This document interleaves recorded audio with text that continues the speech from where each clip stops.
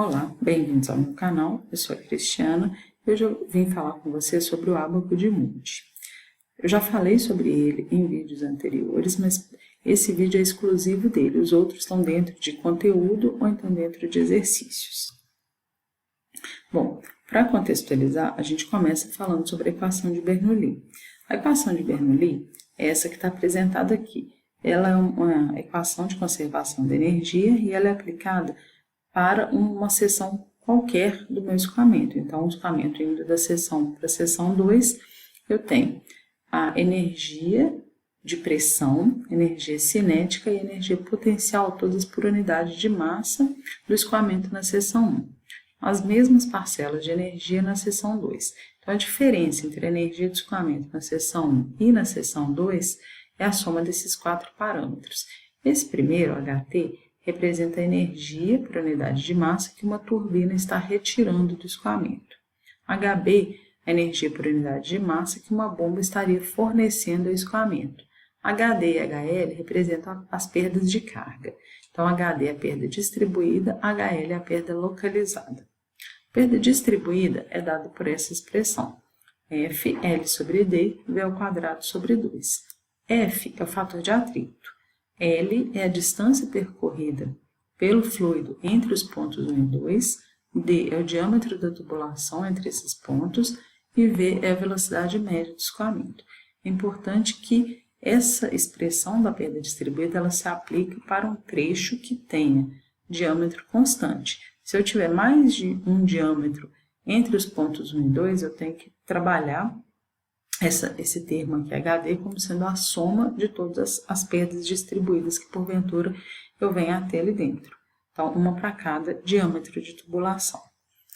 O fator de atrito F ele pode ser determinado através da equação de Colebrook ou então do ábaco de Moody, que é o foco desse vídeo de hoje. Então, esse daqui é o ábaco de Moody. Ele correlaciona três parâmetros adimensionais, que são o fator de atrito, o número de Reynolds e a rugosidade relativa. A ideia é o quê? Eu conhecendo a rugosidade relativa e o número de Reynolds, eu encontro o fator de atrito. O que seria essa rugosidade relativa? É a razão entre a rugosidade absoluta da tubulação, que depende do material, e o diâmetro da tubulação. Então, essas linhas aqui, azuis, elas representam linhas de rugosidade relativa constante. Então, todos esses pontos aqui, ó, têm a mesma rugosidade relativa de 0,05. O número de Reynolds é um adimensional que caracteriza o regime de escoamento. Então, se eu tenho baixos números de Reynolds, o escoamento é laminar. Altos números de Reynolds, o escoamento é turbulento. Então, para escoamento no interior de um tubo, o parâmetro de referência aí seria 2.300. Abaixo de 2.300 o escoamento é laminar, entre 2.300 e 4.000 ele está no que a gente chama de região de transição e acima de 4.000 ele é turbulento. Então, a gente tem que identificar aqui também o número de Reynolds do meu escoamento. Com esses dois parâmetros, eu acho o fator de atrito. Bom, a gente pode ver que esse ábaco, né, ele tem algumas regiões bem características. Então, por exemplo, essa primeira linha aqui, ela representa o escoamento laminar. Reynolds abaixo de 2.300. Só que, para escoamento laminar, a gente tem solução analítica do valor de F. Então, normalmente não se usa o ábaco para determinar. Essa expressão é essa daqui, ó. F igual a 64 sobre Reynolds. Depois, a gente tem essa linha tracejada que divide essa região dessa de cá. A região da direita, que é a zona completamente rugosa, representa uma região em que as linhas são praticamente horizontais, ou seja, o meu fator de atrito ele depende somente da rugosidade, ele não depende do Reynolds. Então, a gente pode ver aqui, por exemplo, ó, rugosidade relativa de 0,02, para qualquer Reynolds, ele está dando o mesmo valor de F. Temos essa região aqui em que o F depende tanto da rugosidade como do número de Reynolds, sendo que a linha inferior aqui, ela representa a linha de tubos lisos, tá?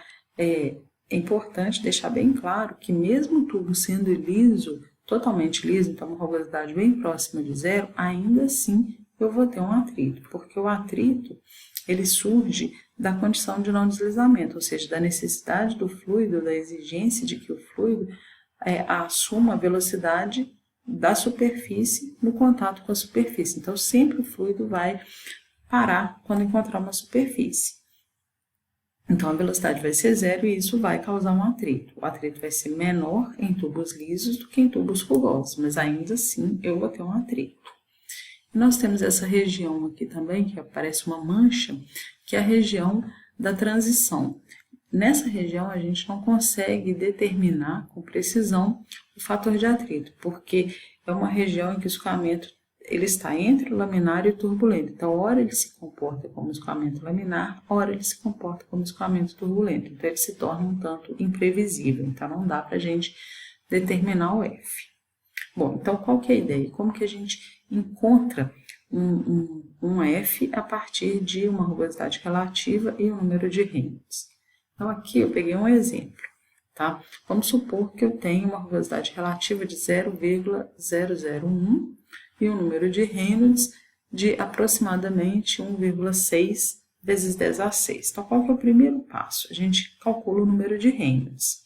Tá? Ele é dado por essa expressão aqui, ó, OVD sobre μ. Então, no caso, 1,6 vezes 10 a 6. Então, eu traço uma linha vertical passando pelo número de Reynolds. O segundo passo é a gente encontrar a rugosidade relativa, então 0,001 para esse caso. Então, essa linha aqui, ó, é a linha de rugosidade relativa constante 0,001. Então, eu vou acompanhando essa linha até ela encontrar a linha do número de Reynolds. Nesse ponto, eu traço uma linha horizontal para a esquerda e acho o F. Eu achei o F de aproximadamente 0,02. Quando a gente compara com a solução da equação de Colebrook, que é mais precisa, a gente encontra 0,0198. Então, o valor bateu bem pertinho, a diferença foi bem pequena. A imprecisão é justamente para enxergar aqui no gráfico, no ábaco. Bom, temos que tomar alguns cuidados quando a gente usa o ábaco. Porque, por exemplo, a escala aqui, ó, da abscissa é uma escala logarítmica. Então, o que que isso significa? Que, por exemplo, né, esse ponto aqui, ó, essa linha é Reynolds 1 vezes 10 a 6. E essa daqui é Reynolds 1 vezes 10 a 7. O 1 vezes 10 a 7 é igual a 10 vezes 10 a 6. Então, o número que a gente quer, que é 1,6 vezes 10 a 6, ele vai estar entre 1 vezes 10 a 6 e 10 vezes 10 a 6. Então, ele tem que estar entre esses dois extremos. Então, por isso que eu subi nesse ponto. Outro detalhe é que a gente tem um espaço grande entre as linhas de rugosidade relativa. Então, se eu tivesse, em vez de 0,001, eu tivesse um 0,0014, eu não poderia arredondar para o 0,01, porque eu ia ter um erro grande quando eu jogasse para o lado de cá para achar o F. Então, o que tem que ser feito é traçar uma linha imaginária entre os extremos. Então, 0,0014 estaria entre 0,001 e 0,002. Então, traçaria uma linha imaginária, mas é importante que ela acompanhe a inclinação, né, o formato das curvas que estão,